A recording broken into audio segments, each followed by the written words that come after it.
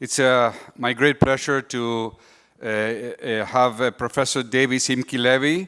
He's Professor of Engineering Systems and head of the MIT Data Science Lab. He will be talking about deep transformation with smart supply chain digitization. Professor Simchi Levi, your floor is yours.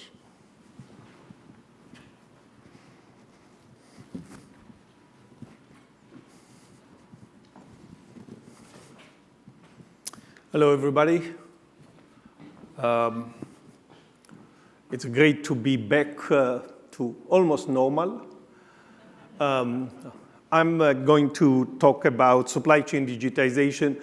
Just a little bit about my background. I've been an academic for a long time, on the faculty at MIT for 21 years now. But in parallel, I started a few companies. The first company was in supply chain analytics that became part of IBM in 2008. And then in the last 6 years, I sold 2 companies to Accenture, one in the space of data science, and the second one in cloud technology. And a lot of the work that I do at MIT is motivated by business and supply chain challenges. At MIT, beyond being a regular faculty, I lead the MIT Data Science Lab. A little bit about the Data Science Lab, because this is the environment that led to the research that I'm going to describe here. The Data Science Lab is a partnership between MIT and a number of companies in a variety of industries, focusing on some of the most challenging problems that these companies have by bringing together data, models, and analytics. The Data Science Lab is cross-industry. We have companies in oil and gas, retail, financial services, insurance, airline, industrial equipment, and software companies. The footprint is global. We have partners in North America. We have partners in Europe, partners in Asia, in the Middle East, and Latin America. Let me give you an example of some of the projects, the work that we have done with our partner companies. And then I'll dive into one specific area. One example is work that we have done on supply chain resiliency. We develop a new framework that companies can use to measure the level of resiliency in the supply chain. The technology that we develop, think about what I'm describing, this technology developed by MIT was implemented by companies like Ford, like Schneider Electric. Another area where we have done a lot of work, focus on inventory, transportation, and procurement optimization, work with Home Depot, Mango, which is a large fashion retailer headquartered in Spain. Our technology was implemented by a software company like Blue Yonder. Supply chain digitization, and I will focus on work that we have done in this space, in particular with consumer packaged goods manufacturing companies.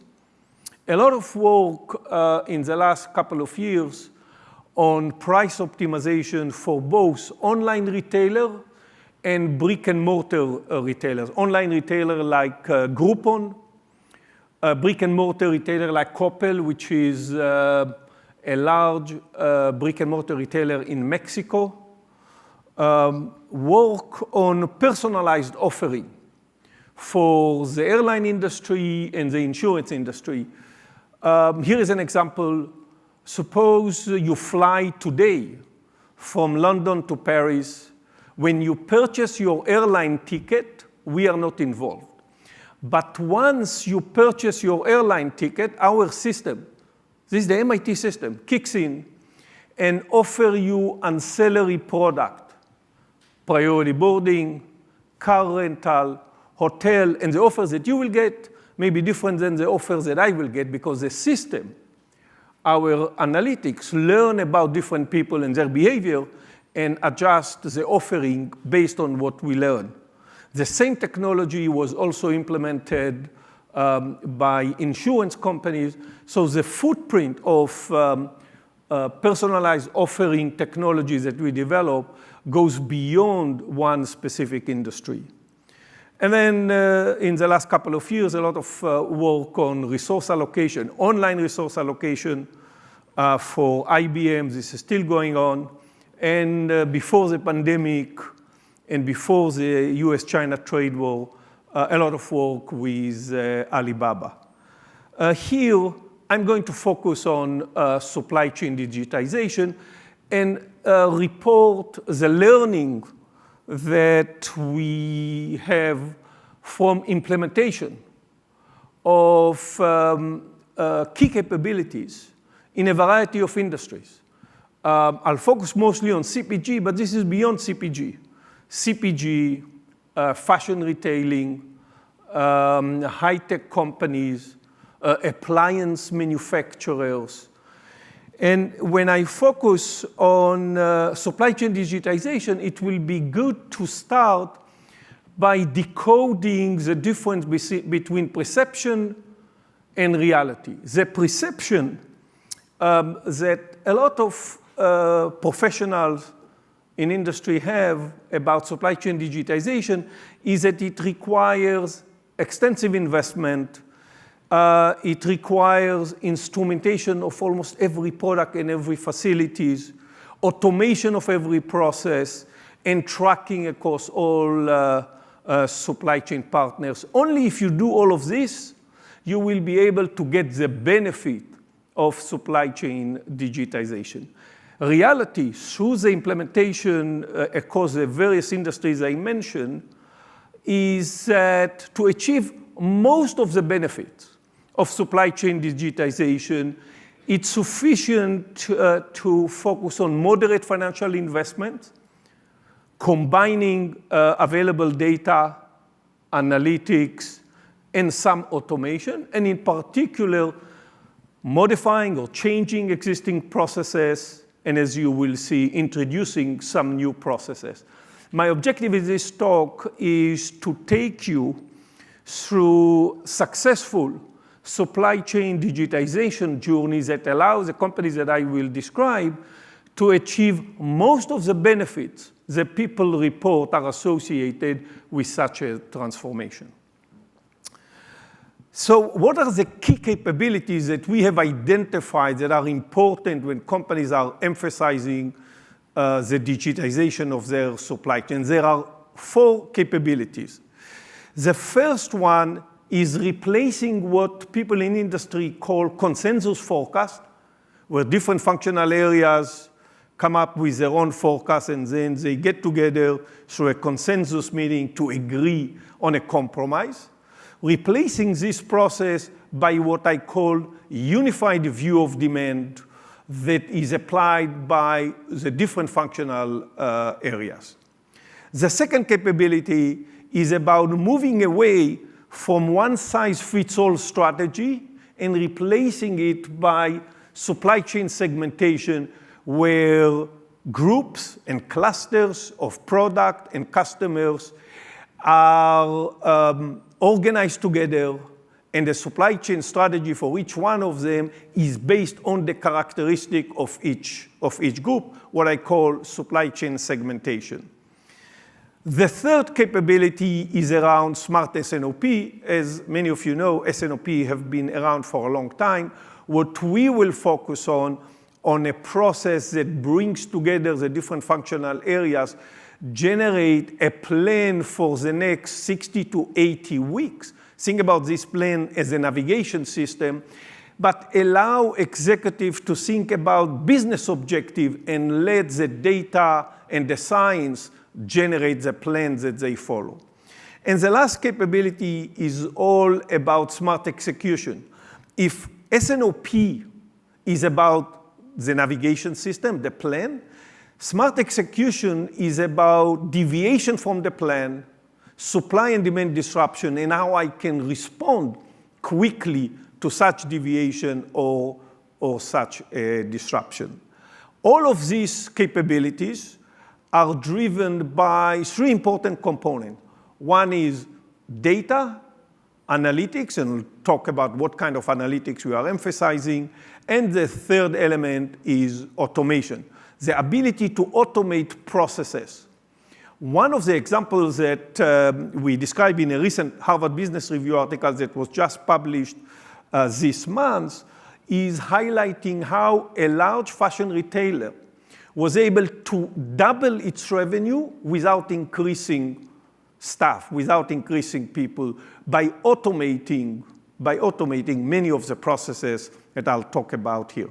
It also requires a new organizational structure that allow us to make sure that processes, that innovation stick in the organization and are followed by supply chain and business professionals. And so what I'm going to do, I'm going to start by focusing on unified view of demand, right, the first capability, then talk a little bit about supply chain segmentation, turn my attention to smart planning and execution, and finally, identify key requirements for success. You can see on the right-hand side the recent Harvard Business Review article that basically describes the implementation I'm talking about. And designing and managing the supply chain is considered the most popular MBA textbook. This is the fourth edition. The beauty of the fourth edition, it brings together all the recent insights that we have accomplished over the last couple of years, in particular around supply chain digitization, but also around supply chain resiliency, if you are interested in these topics. So I am going to present these capabilities through an example of a large CPG, consumer packaged good manufacturing company. It's a large company. It's a global one serving many different retailers. They have 70 plus different brands where they use thousands of different SKUs produced in hundreds of plants and stored in many distribution centers. The characteristic of the supply chain before the supply chain was transformed was one-size-fits-all strategy, a single strategy across the entire supply chain, all focused on cutting cost.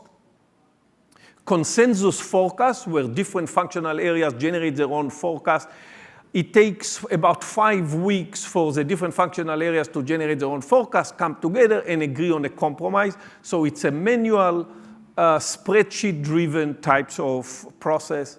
Lots and lots of inventory and lots of waste.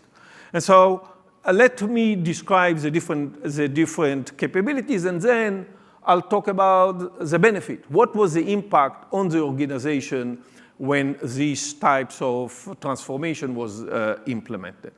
So what am I referring to when I talk about unified view of demand? To understand unified view of demand, it's good to start with the traditional demand forecasting processes that many companies use. This is a consensus forecast that I mentioned. Different functional areas generate their own forecast. They use traditional statistical techniques, and then they come together to agree on a compromise. Not clear that this compromise correctly represents market demand. They use their intuition and experience to identify what drive revenue, what drive profit for different products in different regions. Our approach was to replace the consensus forecast with a unified view of demand that starts from consumption. Remember, CPG sells to retailers. We will start by letting the CPG use data to predict market demand. This will be what the CPG believes the retailer is going to face for the next 60 to 80 weeks. Once we use data, some of it is external, some of it is internal, to predict consumption, we will apply machine learning algorithms to predict what the retailer will order from the CPG. And the beauty of our approach, it allows the analytics to decouple, to decompose the forecast into its basic ingredient and to identify where revenue for a specific product is coming from. Is it because of the characteristic of the product? Is it because of our pricing strategy? Or maybe it's due to the competitor behavior. So decomposing the forecast to allow decision makers to understand what drives sales, what drives revenue, what drives profit is an essential part of unified view of demand. In some sense, you should think about this as what I call here demand-driven supply chain strategy or customer-centric supply chain strategies. These concepts are not new. They've been around for a long time. But until recently, these were not more than boxes on a PowerPoint. But today, with the data and the technologies that we have, we can make this a reality. So what data we are using? This is the CPG using its internal data, which is information about the characteristic of every product, information about shipment from the CPG to the retailer, together with orders from the retailer to the CPG, consumer data. Some retailer provides the CPG with point-of-sale data, but not many. So in parallel to point-of-sale data, when it's available, we use Nielsen and IRI data representing market demand. We use macroeconomic data, inflation rate. You can see here unemployment information and the like, and a lot of external data to understand market behavior. In the last 18 months, a lot of data on pandemic. We use data on competitor behavior. We use data from Google Trends. All of this is an input to our forecasting process that will affect, as you will see in a second, supply planners, financial planners, sales, and trade. And by trade, I refer to marketing, pricing, and promotion activities. So what is the process that we use? It is described on this slide, and it starts with information about our pricing and marketing strategy. This is the input together with information about consumption from point-of-sale data or IRI and Nielsen that allow us to generate forecast of market demand. If I can use the pointer here, in step one, I am going to generate a forecast of what the CPG believes the retailer, say Walmart, will face in the market for the next 60 to 80 weeks, SKU by SKU, region by region. Once I have that, I use that information to generate a forecast of what the CPG believe the retailer will order. This is retailer order, forecast of retailer orders for the next, say, 80 weeks, by SKU, by retailer, by region. And because when retailer orders, they don't know the business constraints that the manufacturer have. They don't know limited manufacturing capacity. They don't know lead time. We feed this forecast of retailer order into a supply planning tool to generate a supply plan by SKU, by week for the next 60 to 80 weeks. And this information from the supply planning tool is used to generate a financial plan. What is a financial plan? The financial plan is done at the product family level and at the monthly level. It's just an aggregation of the supply plan which came up at a weekly SKU level. We look at the financial plan and we compare it with target. And if we are ahead or behind, we may need to adjust our marketing, our pricing, our promotion strategy. This is what we call the circular process that the CPG company was following. You may ask, what is the forecast accuracy that one can achieve in a process like that? Let me describe 3 different levels of forecast accuracy. The first one is the forecast accuracy of market demand. This is the CPG generating a forecast of what the retailer will face by SKU, by week, by region.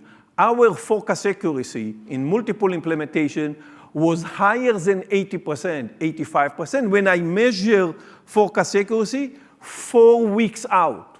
So think about, I'm generating a forecast now, and I'm measuring forecast accuracy week 5, week 6, week 7, and week 8. 85% forecast accuracy. This allows us, in the second step, when we generate a forecast of retailer orders, to improve forecast accuracy relative to the consensus forecast by 20 percentage points. And those of you with supply chain background understand immediately that this translates into cost saving, reduction in lost sales, and increase in revenue. What about forecast accuracy of the financial plan? Because the financial plan is done at an aggregated level, monthly level, product family level, the forecast accuracy here is 96 to 97% accuracy. So unbelievable accuracy relative to where companies were before using data and analytics the way I describe it. Now, one question, if I go back for a second, one question that you may ask is how frequently we execute this process.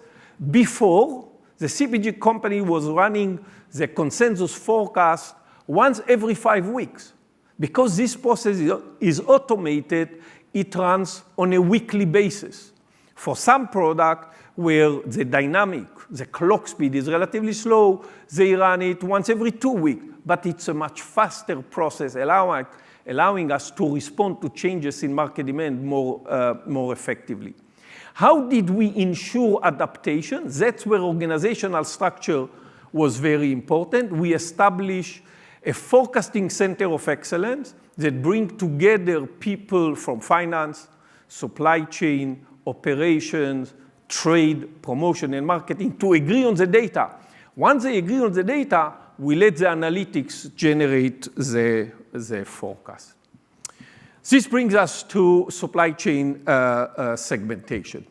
Supply chain segmentation is required because this company has many, many different products with different characteristics. Retailers, they serve many different retailers, each of which has a different types of requirement.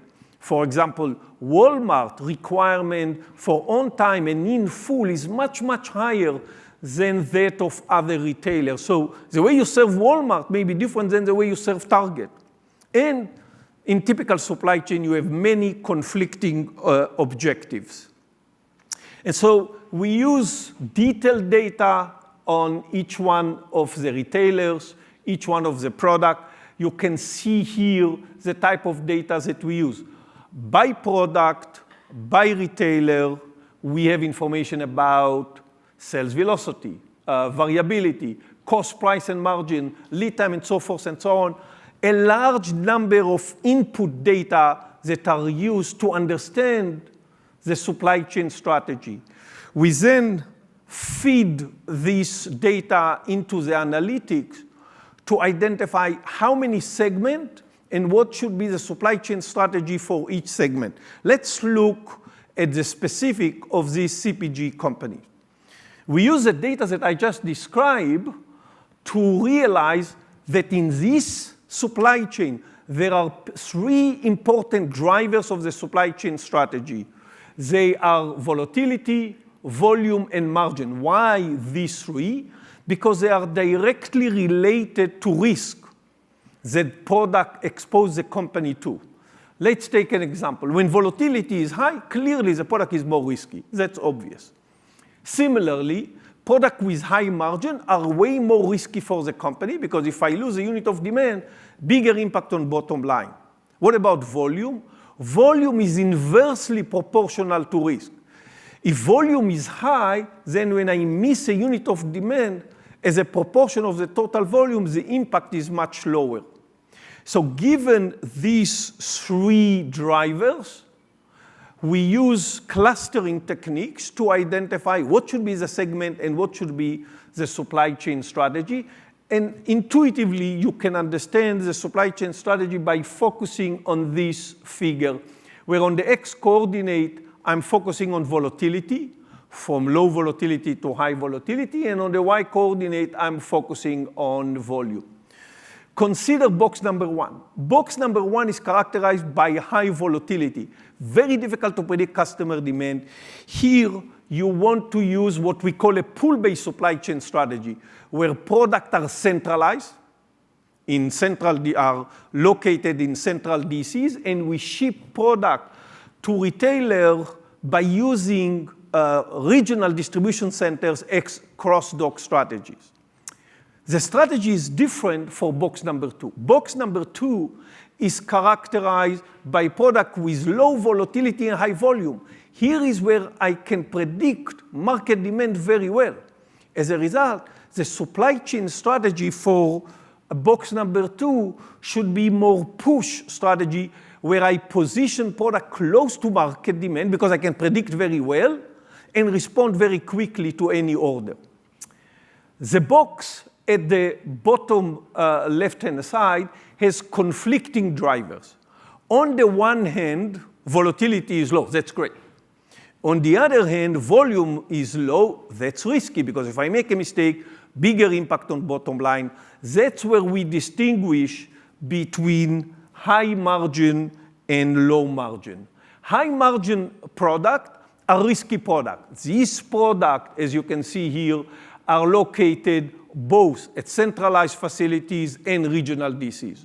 Low margin product are less risky product. These products are mostly located at regional distribution center. One way to understand what I have described so far is to look at the trade-off in a typical supply chain between responsiveness and efficiency. On the x-coordinate, I'm focusing on responsiveness from short response time to long response time. And on the y-coordinate, I'm focusing on efficiency from low cost to high cost. And the trade-offs are clear. If you emphasize short response time, clearly cost is high. On the other hand, if you emphasize low cost, clearly it takes longer to respond to customer order. And a company strategy is a point along this trade-off curve, represented by the solid line, by the solid line that you see on the figure. Typically, when executives think about changing their supply chain strategy, they really are talking about moving along the trade-off curve. What I describe here is not about moving along the current trade-off curve. It's about pushing the trade-off curve in a direction of improvement. Because if I can push the trade-off curve in a direction of improvement, a lot of good things happen. For example, I can position segment one. In segment one, remember, that's the one with high volatility in this location, which implies that I can cut inventory cost dramatically because I am centralizing the demand and aggregating across many, many different locations.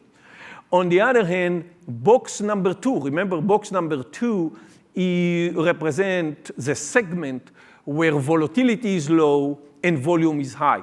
That's where I can predict very well. Therefore, I can position this product closer to market demand.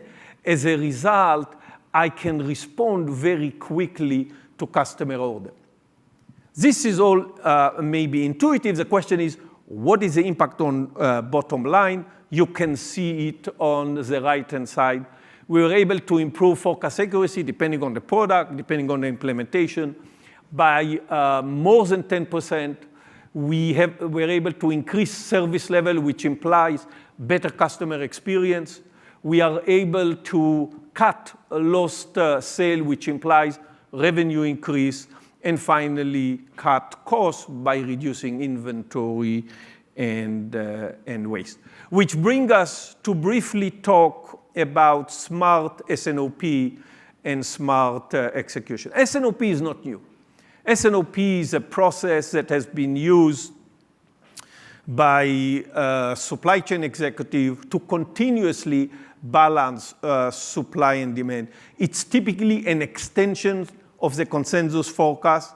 It's mostly driven by intuition and experience. It's a manual process. That's why it takes such a long time. And executive objective is to make sure that they find a good compromise between different planes generated by different functional areas.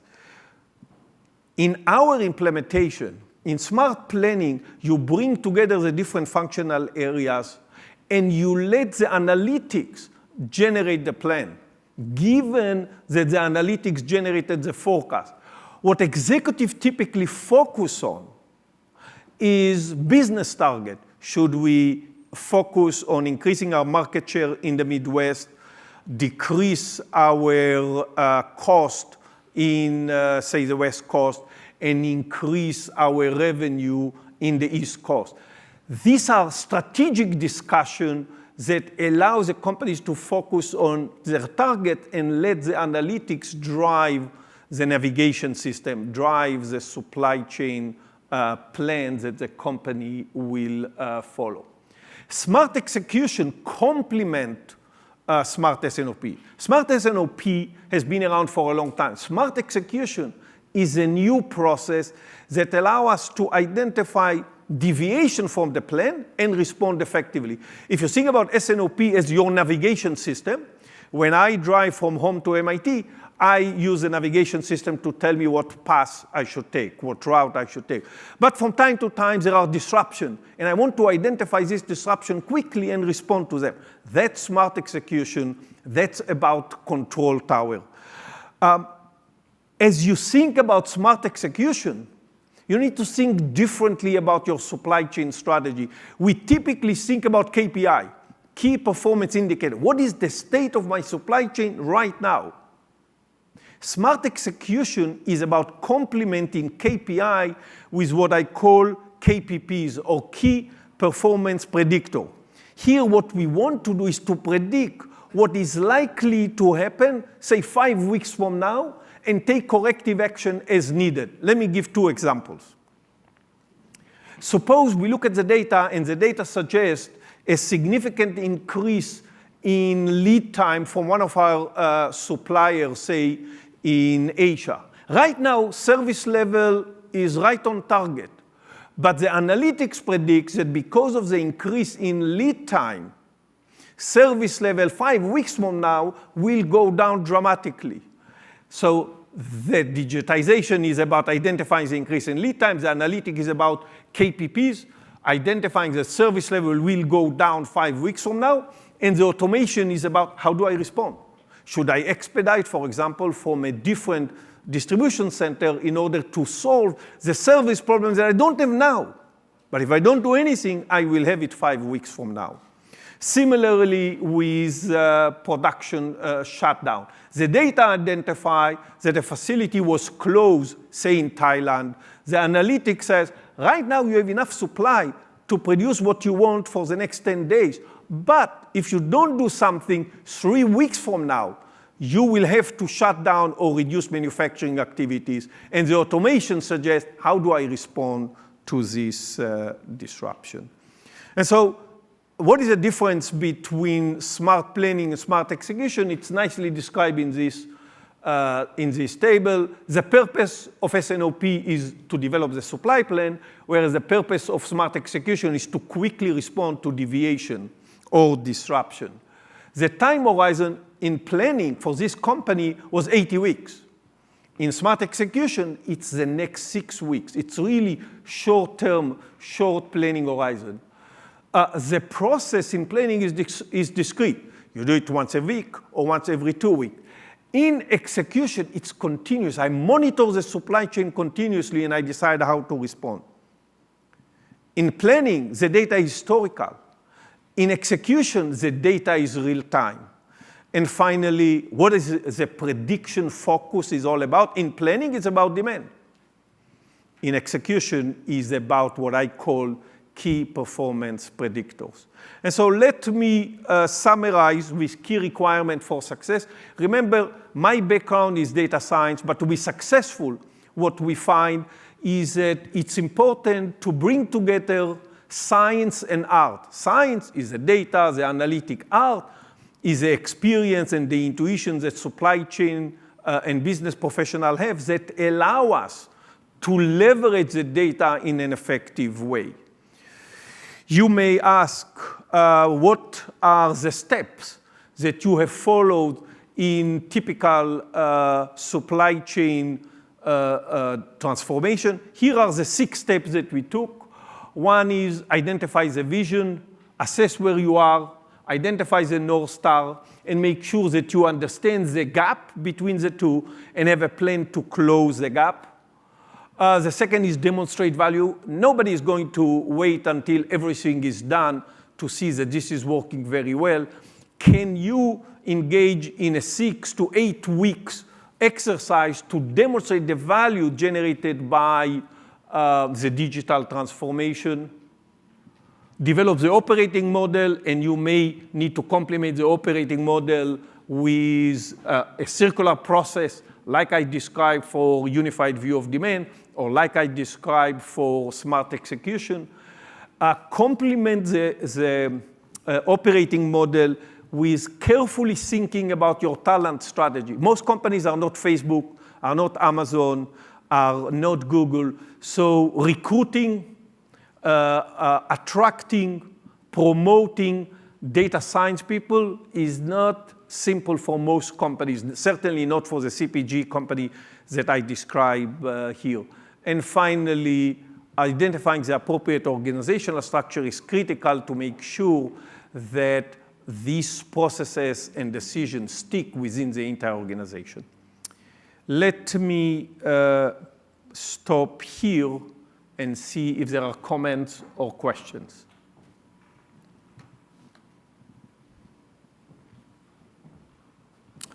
So there are a couple of comments and questions on the screen. Let me read the first one.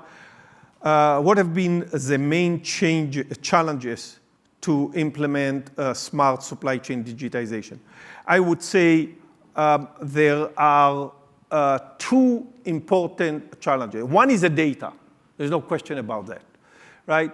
Most companies have some data. We need to complement the data that they have with external data. This step of making sure that you have the right data that we can use is an important challenge. The second element that is critical is talent strategy, making sure that you have the data science that you need to complement the business professional, the supply chain, the trade, the pricing. It allows you to achieve the type of strategies that I described.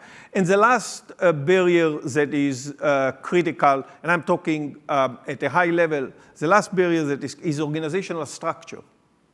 Making sure that the different functional areas are not there to protect their function, but rather to collaborate so that we move the business in the right direction. That's why the Center of Excellence was so important in the implementation.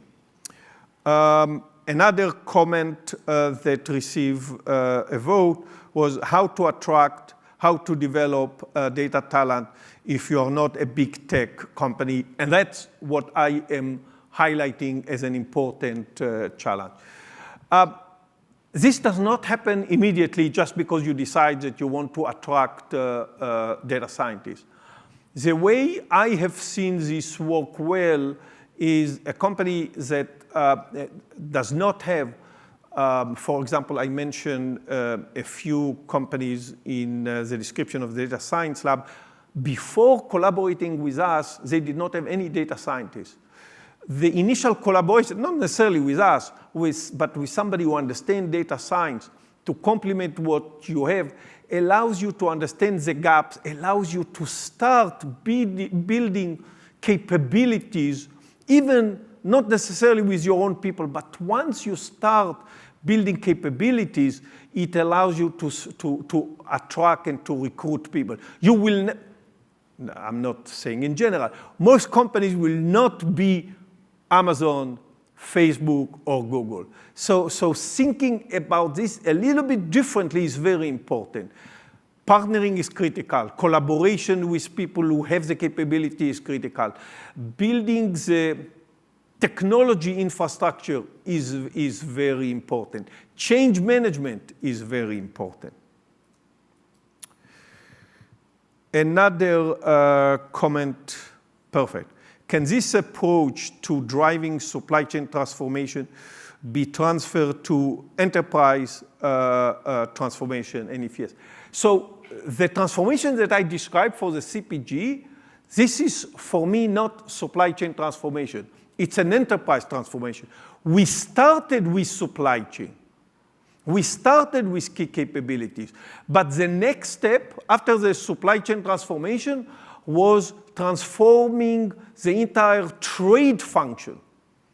New and different pricing, promotion, and marketing capabilities that are directly related to this capability, to the capabilities that I just described. Because remember, the unified view of demand directly interact with pricing capability, with your promotion strategy. Bringing all of this together is part of the challenge. For that reason, in the fashion retailer that I described in the Harvard Business Review article that I mentioned, the starting point was not focusing on discussion with supply chain executive.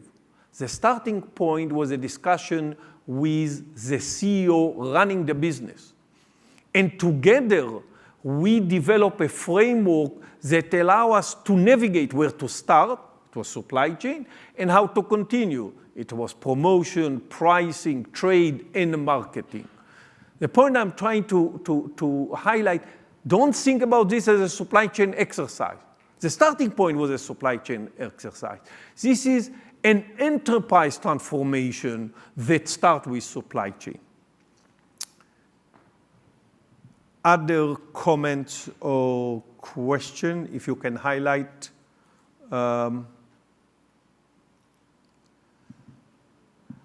How do long lead time supply constraint impact this model? The main example appear to be short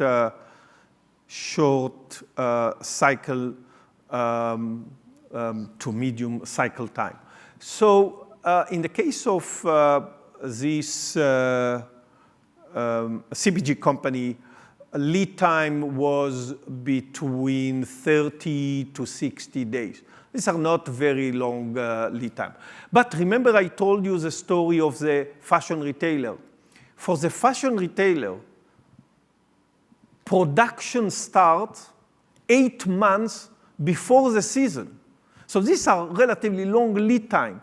When you have that type of long lead time, planning is even more important. And what we have done in the case of the fashion retailer, we started allocating production capacities differently to different products depending on the risk. Let me illustrate this with an intuitive example.